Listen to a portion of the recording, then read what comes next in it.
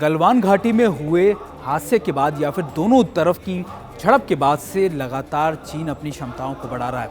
आपको याद होगा कि उस पूरी वारदात के बाद भारत ने अपनी सेनाओं को बॉडी आर्मर्स देने शुरू किए थे। यानी बॉडी आर्मर्स वो चीज़ें होती हैं जो आपके सर को, आपके अपर बॉडी पार्ट्स को सिक्योर करती है। और अब खबर ये आ रही है कि चीन ने भी अपनी सेना को 6th जनरेशन बॉडी आर्मर देने की प्रिपरेशन शुरू कर दिया या फिर उसकी कार्रवाई शुरू कर दिया। और इसके लिए चीन ना सिर्फ अमेरिका बल्कि दूसरे देशों की तरफ रुख कर रहा है या फिर उनको कॉपी कर रहा है, बल्कि यहाँ तक कि भारत ने जो अपनी सेनाओं को बॉडी आर्मर्स दिए हैं उसको भी कॉपी करने की कोशिश कर रहा है।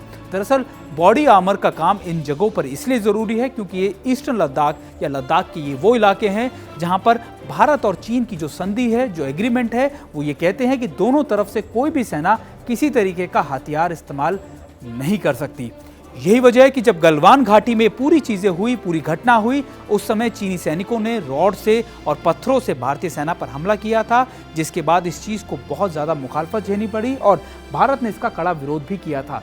लेकिन अब दोबारा से इसी चीज़ों को देखते हुए भारत ने अपने सोल्जर्स को, आर्मी को बॉडी आर्मर्स दिए थे और अब चीन भी कुछ ऐसा ही करने की कोशिश कर रहा है। लेकिन 6th जनरेशन का मतलब जो हेलमेट्स होंगे इसके, ये खास तौर पे ग्राफिकली बहुत डेवलप होंगे।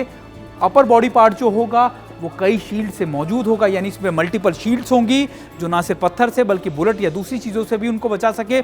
तो ये सारी प्रिपरेशन चीन लगातार इन इलाकों में कर रहा है। चीन के साथ भारत की कई कूटनीतिक और कई मिलिट्री लेवल की बातचीत हो चुकी है, लेकिन फिर भी चीन बातचीत की टेबल पर तो हर चीज़ के लिए रजामंदी दिखाता है, लेकिन उसको ज़मीनी तौर पर इम्प्लीमेंट नहीं करता। और ये 6th जनरेशन बॉडी आर्मर का डेवलप करना इस बात का संकेत है कि चीन अभी भी अपनी रणनीति में बदलाव कर रहा है। चीन अभी भी अपनी मिलिट्री प्रिपरेशन को उसी तरीके से शुरू कर रखा है या फिर तेज़ी से बढ़ा रहा है जिस तरीके से उसने अप्रैल में शुरू किया था। अब भारत भी अपने सोल्जर्स को इस चीज़ को लिए प्रोटोकॉल को फॉलो करा रहा है, लेकिन चीन ने अपने सोल्जर्स को ना सिर्फ बॉडी आर्मर्स बल्कि दूसरे इक्विपमेंट, यानी जो हाई एल्टीट्यूड वेदर के जो इक्विपमेंट्स होते हैं, वेदर क्लोथिंग्स होती हैं, वो भी उन इलाकों में पहुंचाने शुरू कर दिए हैं। इस प्लेटफॉर्म पे हमारे साथ बस इतना ही।